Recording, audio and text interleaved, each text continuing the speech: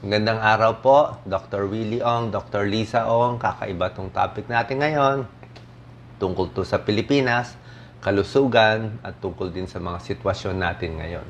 Okay? Ito po, hindi to alam ng marami, itong sasabihin ko. Pero ito ang tunay na sitwasyon natin sa Pilipinas, kaya hindi tayo pwede gaya-gaya lang sa ibang bansa. Pakita ko lang, sa atin, sa Pilipinas, ang life expectancy, ang haba ng buhay ng Pilipino, ang lalaki ay 68.8 years old lang. On the average, 68.8 years old, namamatay na ang lalaki. At sa kababaihan, 74 years old ang age ng pagkamatay. Ito yung average. Mababa po to.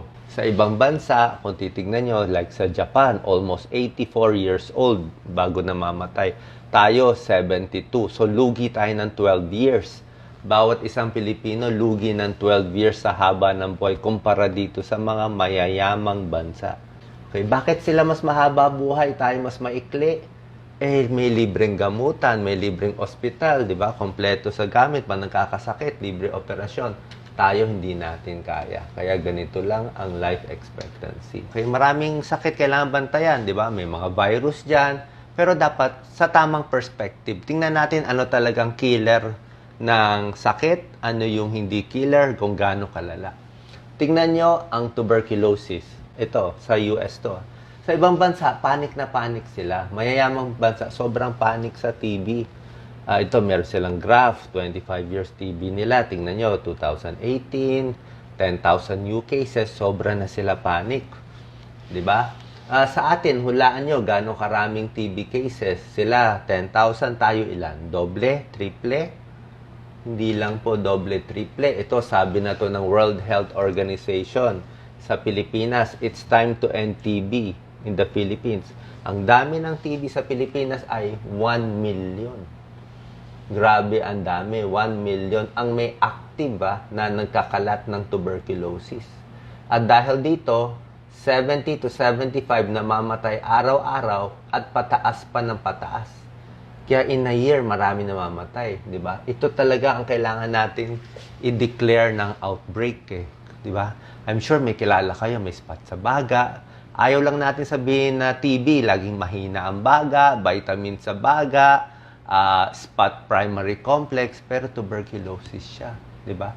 Kaya nga, ang mga Pilipino, hirap na hirap tayo maka-abroad, di ba? Pinapa-x-ray, di ba? Alam kasi nila pinapa-x-ray, konting spot lang, wala na. Hindi na tayo maka-abroad kasi chine-check nga tayo. Sa kanila nga, konting sakit na TB, panic na sila, yung mayayaman na bansa. Tayo, 1 million, parang baliwala lang, di ba? Ito dapat tutukan natin. Sa buong mundo, 1.5 million namamatay from TB. Pang-ilan ang Pilipinas? Sa dami ng tuberculosis sa buong mundo, 240 countries. Ano tayo? Top 50, top 20, top 10? Hindi po. Top 3 tayo. Number 3 in the world tayo. Diba? Tapos marami pa tayong multi-drug resistant TB. Meron pa tayong extremely drug resistant. Ibig sabihin, ito yung TB na hindi na nagagamot. Ayaw maggamot ng gamot. Kaya pag ito tinamaan tayo, delikado. Kaya nag-iingat lagi ng health workers. Ito nga yung mga pang N95 nila sa TB. Pero kahit maraming TB sa Pilipinas, ito yung mga top 10 mortality sa Pilipinas. Yung dami ng namamatay per year. Kahit ganun karami, marami namamatay. Kita nyo, number 8 pa lang ang tuberculosis. So, yung sabihin, marami pa tayo ibang sakit na mas marami namamatay. Pneumonia, high blood, diabetes, stroke, cancer, heart attack. Kasi nga, kulang tayo sa gamutan Kaya ang dami nito. Pagdating dito sa virus, nakikita na natin yung pagdami sa China, sa Singapore, sa South Korea. Sa ibang bansa, nakokontrol na nila, bumababa. Pag natapos to, in a few months, itong virus na to, gano'ng karami mamamatay. Tingin ko, banda rito lang Nandito lang siya Lalabas siya, ganito lang siya kadami.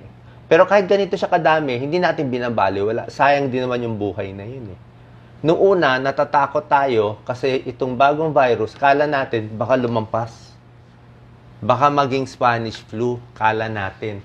Pero nakita natin, mukhang hindi Hindi ito yun. Hindi ito Spanish flu Another problem, tigdas. Okay? Sa Amerika, pag nagkatigdas, talagang quarantine, panic, lockdown, di ba? Kita mo naman sa measles sa US, so yan o. Marami silang news. Washington Times, nag-outbreak mula 2000 hanggang ngayon. Ito ang worst outbreak. 19 states, panic na sila. O, ilan ba kaso nila nagpanic? Actually, ito, total nila for the year, parang a few hundreds 400. Yun ang maximum nila. Ngayon, mababa na. Pero tingnan natin sa Pilipinas. Sa Pilipinas, ilang buwan pa lang yan, ha? A few months lang, itong 2019 data, ilan na tayo? 23,000 measles. Underreported pa yan. Oh. Nabalitaan nyo ba sa dyaryo? Nabalitaan nyo ba sa news na ito nagkakalat? Oh, hindi naririnig. Tuberculosis, nabalita ba? Hindi nakikinig. Diba? Pero ito, mas marami. Mas serious. Ito nga inuulit-ulit ko sa videos ko. Kaya lang, hindi pinapanood. Paano? Kasi mahina ang click Mag-TB ka, mahina ang click. Mag-measles ka, mahina ang click. Mag-virus ka, malakas ang click. So, doon sila sa malakas ang click yung mainstream media. At yung iba rin sa social media. Kaya ako, ito pa rin ang gusto ko. Kasi ito yung maraming buhay na Pilipino na mabubuhay. Siyempre, numbers ang gusto natin buhayin. TB, measles. Okay? Pagdating naman dito sa virus na kinakatakutan natin, ito yung worry natin lahat Ito yung ini-spread ng mga hoarders, nagpapanik. Spanish flu 1918, 500 million tinamaan. Di ba? Ngayon, based on estimates, itong bagong virus, andito lang siya. Okay? Seasonal flu sa US nga, mas marami pa. Nandito to, mababa pa. Hanggang matapos to, end of the year or next year, kahit magtuloy-tuloy siya, at most, tataas konti hanggang dito, baka tumaas pa konti. Pero hindi pa siya to. Okay? Kumbaga sa earthquake, hindi pa to yung big one. Hindi to yung big one. Pero nung umpisa, nung January, sinabi ko, ingat tayo, baka maging lumakas, kinakatakot natin Spanish flu. Pero mukhang hindi siya ito Hindi siya ito. Baka in the future meron. Baka in 10 years meron. Posible meron dumating na mas matapang na strain. Ako agad magsasabi sa inyo, matapang to, matindi to. Pero ito hindi. Pero at least magandang practice to. Kahit papano, naghuhugas ng kamay ngayon kababayan natin, mas nag-iingat, hindi dura-dura sa tabi, kasi pati TB doon nahahawa Ngayon, anong nangyayari dito sa virus? Pag mayaman ang bansa, mayaman ang bansa, kaya nila ibaba yung dami ng kaso at matatapos na. Ito, time Dumami ang kaso, after a few months, babagsak na. Sa mayamang bansa, konti lang ang kaso. Sa mahihirap na bansa, wala tayo pang-testing, kulang pang-testing mahirap na bansa, mas marami ang kaso. Pero kahit mas marami ang kaso, after a time, magkakahawahan na, hindi na mahawa iba, babagsak din siya. Pareho din yun. Okay? Sa kanila, kita mo sa South Korea, 0.6% ang mortality, ang baba. Sa ibang bansa, kung hindi nga maganda, baka 3.4%. Mas mataas konti. Merong ilang hundreds o at most thousands, a few thousands mamatay. Pero after that, bababa na rin siya. Hindi pa rin siya aabot ng ganitong number. Tsaka pagdating dito, ang total deaths for the year, hindi rin aabot ng ganito. Okay? Hindi pa rin siya aabot. Pero kahit hindi aabot, bawasan pa rin natin. Ayaw natin sobra panic, ayaw rin natin na sobra walang bahala. Doon lang tayo sa tamang pag-iingat. Kasi sa sobrang panic, mas marami pang pinsala.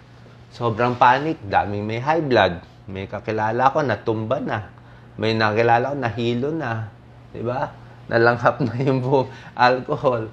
Diba? So, wala na namamali na yung isip mo Nakawawala na sa computation Kaya mas maraming, during panic, mas maraming na heart attack, na stroke. Yun ang, mas matatalo pa tayo ng panic.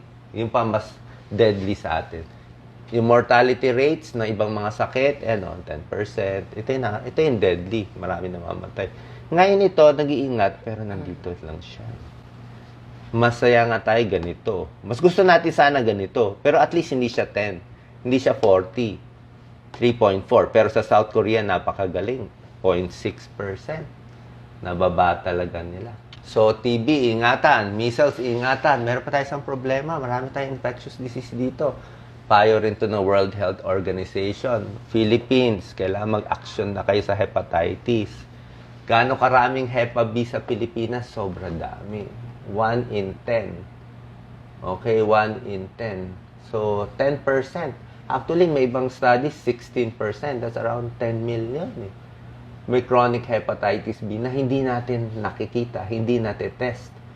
Kaya maraming may liver cancer, liver cirrhosis, napapasa rin to mula sa nanay, hindi niya na-check yung Hepa B, napapasa sa bata. Meron din bakuna dyan, hindi rin natin nako-complete yung mga bakuna. So, kaya nga pag abroad, check ang X-ray for TB, di ba? Check pa for Hepa B. Pag positive, wala na, hindi na tayo maka-abroad. Kasi yun na nga binabantayan na tayo for these diseases.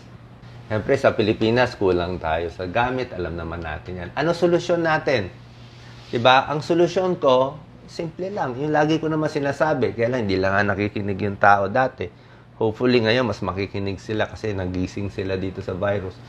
Ang sinasabi natin paulit-ulit, health is wealth. Okay? Gawin top priority ang health sa bansa. Pag hindi kasi siya top priority, maghahanda-handa tayo, mahirap magtayo ng ospital ng 1 linggo, hindi kakayanin. Paano natin papakita na top priority ang health? Dagdagan mo yung budget, di ba? Okay ang usap, okay ang payo, pero gusto natin pera. Diretso sa kalusugan. Sa lalagay yung pera, pagandahin niyo yung mga ospital. Okay? Palibrehin yung mga check-up, palibrehin yung blood test. Hindi mo tayo humihingi ng libreng CT scan o MRI. Kahit CBC, urinalysis na libre, okay na tayo para sa milyon-milyong Pilipino. Para hindi lang naman sa kamag-anak ng isang politiko dapat sa lahat pwede. Dapat may libreng gamutan kahit basic lang. Yung health worker, syempre dapat aalagaan sila, yung sweldo nila, yung gamit nila. Kasi during outbreaks, 20% ang tinatamaan health worker. Kasi sa ospital talaga nandun yung mga kaso. Pagkain, masustansya. At syempre, pagbawas sa corruption, mas marami tayong pera dito sa budget. Komplikado to, pero matagal ko na to naaral. Ako po isang cardiologist, internist, naaral ko na sa public health for 27 years, paulit-ulit na to.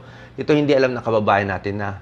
Sasabihin mo, Doc, paano ngayon? 68 years old lang pala sa lalaki. Dami nating kaso ng TB, Hepa, measles, di ba? O compared sa ibang bansa. Ano gagawin natin? Kaya nga natin pinupush na mas libre nga yung gamutan. Kaya nga tayo nagtuturo. Hindi ko masasabi na bababalik na magagaya natin yung Japan na magagawa natin 83 years old ang life expectancy. Hindi. Hindi natin kaya eh. Pero kung 72 years old tayo average, mataas lang natin ng 2 years. Diba? Ma-improve lang konting pera. Mapahaba lang natin buhay ni nanay, tatay, pati natin na a few years. Diba? Sa ibang bansa, makakita sila ng ipis, daga, panic na sila eh. Dito sa atin, daming ipis, daming daga, lusot, labas sa mga bahay natin. Diba? Siyempre, mahirap eh. Sa ibang bansa, bihira ka magtae. Dito, kumain ka lang konti. Ay, nagtae siya. Ay, nagtae. May nakain na sira. Diba? Kaya pagdating dito ng foreigner, wala, sakit ng tiyan nila. Panic sila dito. So, the point is, iba yung sitwasyon natin, iba yung sitwasyon nila. Ito yung dapat natin i-focus at dun lang tayo sa tamang solusyon. Kasi pag gaya-gaya tayo sa style ng mayamang bansa, iba sila eh. Iba rin tayo. Okay? So, salamat po. Lawakan ng isipan para dapat kasi, namnamin ano yung real situation. Marami kasi sa kababayan natin, hindi nila alam ito yung katotohanan eh. Ito talaga katotohanan. Kaya nga ako gigil eh. Kaya ako gigil sa pagtulong. Kasi alam ko tong number, hindi alam ng Pilipino. Kaya gigil tayo kahit sa Facebook, YouTube lang. At least bago tayo mamatay, bago ako mamatay, nasabi ko sa inyo, ito mahalaga. Sayang yung buhay ng Pilipino. Hindi ko iniisip na magiging US tayo. Kahit humaba-haba lang yung konti yung buhay, pwede na. Salamat po.